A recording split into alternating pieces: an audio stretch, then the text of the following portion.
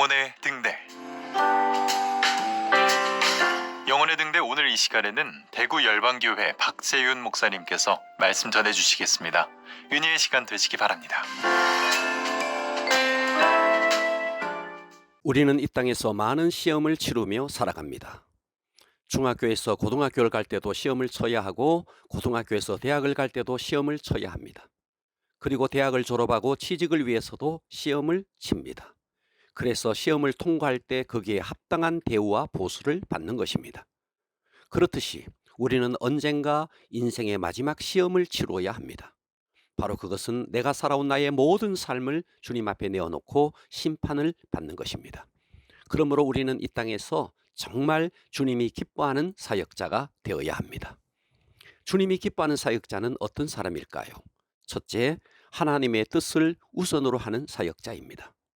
주님이 기뻐하는 사역자는 우선순위를 분명히 하는 사람입니다. 예수님을 보십시오. 예수님은 언제나 자신을 보내신 하나님 아버지의 뜻을 우선으로 했습니다. 그래서 수많은 병자들이 예수님을 찾아왔지만 예수님은 그들을 물리치시고 한적한 곳에 가셔서 기도했습니다. 예수님의 주변에는 수백 수천의 군중들이 있었고 그들은 주님을 필요로 했습니다. 그러나 주님은 그들의 필요를 채워주기 전에 먼저 하나님의 뜻을 묻는 일에 우선순위를 두셨습니다. 먼저는 아버지의 뜻이었습니다. 아버지의 뜻을 따라 그들의 필요를 채워주었던 것입니다. 그러므로 교회 내에서 사역자들도 먼저 하나님의 뜻을 구하고 그 다음에 하나님의 뜻을 따라 팔로들의 필요를 채워주어야 합니다. 그리고 목회자의 뜻에도 맞아야 합니다. 만일 자기의 생각이 아무리 옳은 것처럼 보여도 그것을 목회자가 원치 않는 것이라면 내려놓을 줄도 알아야 합니다. 교회 내에서 목회자가 가장 싫어하는 사역자는 그 사역자가 하나님과의 관계가 좋지 않아 예배 생활이나 기도 생활이나 모범이 되지 않습니다. 그리고 목회자와의 관계도 원활하지 않습니다. 그런데 성도들에게는 돈도 잘 쓰면서 인기가 좋습니다. 이런 사역자는 목회자도 기뻐하지 않고 하나님이 기뻐하는 사역자가 될 수가 없습니다. 왜냐하면 그는 하나님이 원하시는 사역보다 백성이 원하는 사역을 했기 때문이요. 그는 하나님의 뜻보다 사람들의 요구나 뜻에 반응했기 때문입니다. 주님이 원하시는 사역자는 섬김의 우선순위를 분명히 하여 하나님의 뜻을 우선하는 사역자입니다. 주님이 기뻐하는 사역자 어떤 사람일까요? 둘째, 주님의 고난의 기쁨으로 동참하는 사역자입니다. 사역자의 길에는 반드시 고난이 따릅니다. 그러므로 주님을 따르기로 결단한 사람은 그 고난을 두려워해서는 안 됩니다. 오히려 그 고난 속에서 주님의 뜻이 이루어지는 것을 보고 기뻐할 수 있어야 합니다. 주님은 때로 예수님만으로 충분하다는 사실을 교훈하기 위해 때로 우리의 삶에 고난을 허락합니다. 그러므로 주님이 기뻐하는 사역자는 주님 때문에 당하는 고난을 기쁨으로 감당할 수 있어야 합니다. 빌립보서 1장 29절 그리스도를 위하여 너희에게 은혜를 주신 것은 다만 그를 믿을 뿐 아니라 또한 그를 위하여 고난도 받게 하려 하심이라. 바울은 예수님과 함께 받는 고난을 특권으로 받아들였습니다. 사람들은 영광은 받으려 하지만 고난은 받으려 하지 않습니다. 그러나 성경은 영광을 받으려면 먼저 고난을 함께 받을 수 있어야 한다라고 말씀합니다.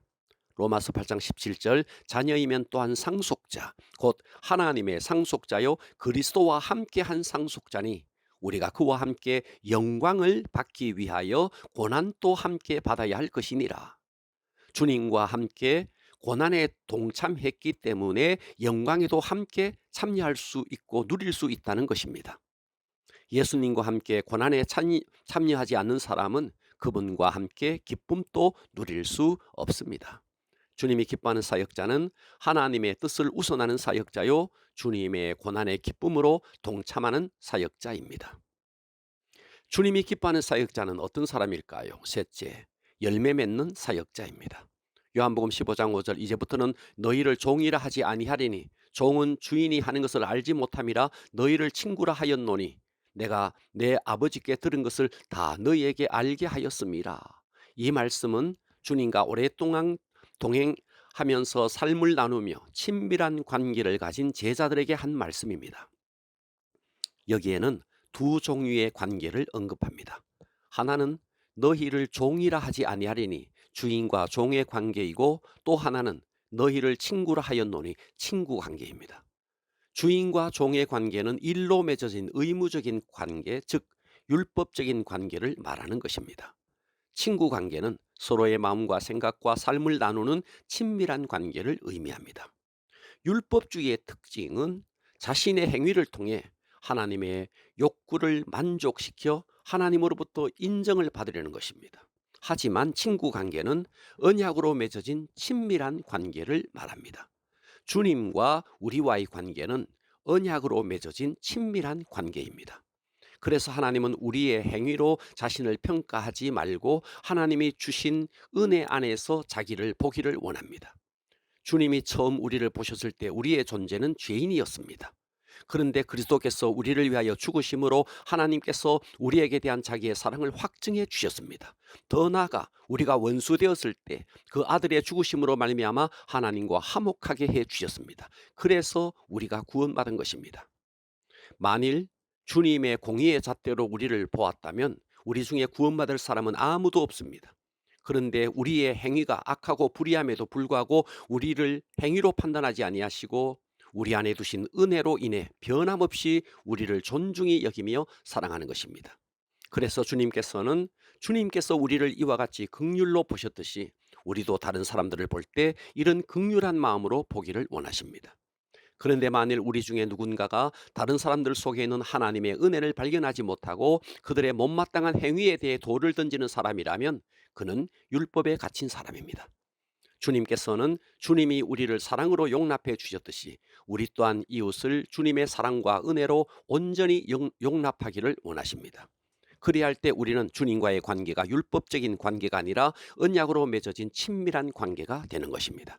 이렇게 주님과 친밀한 관계가 되어진 사람에게 주어지는 축복이 있습니다.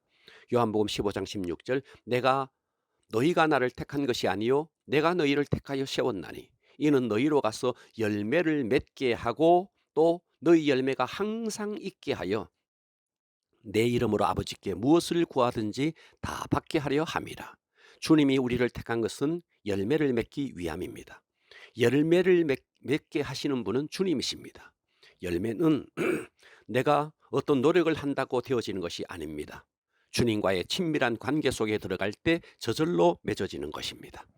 주님은 우리를 이를 부려먹기 위해 종으로 부리지 않았습니다. 이제부터 너희를 종이라 하지 아니하리니 너희를 친구라 하였노니, 주님은 우리를 마음과 삶을 나누는 친밀한 관계로 불렀습니다.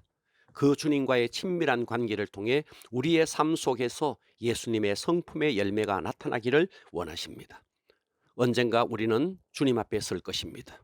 그때 정말 우선순위를 분명히 한 사역자가 되고 주님의 고난의 기쁨으로 동참하는 사역자가 되어서 주님의 열매가 되고 이웃들을 섬겨 생명의 열매를 맺을 수 있는 사역자가 되기를 주님의 이름으로 축원합니다.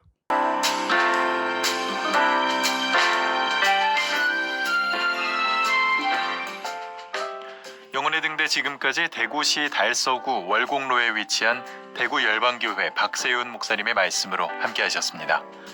이 시간 방송 들으시고 신앙생활에 도움받기 원하시는 분들은 대구 지역번호 053-636-4944번 대구 열방교회로 전화하시기 바랍니다.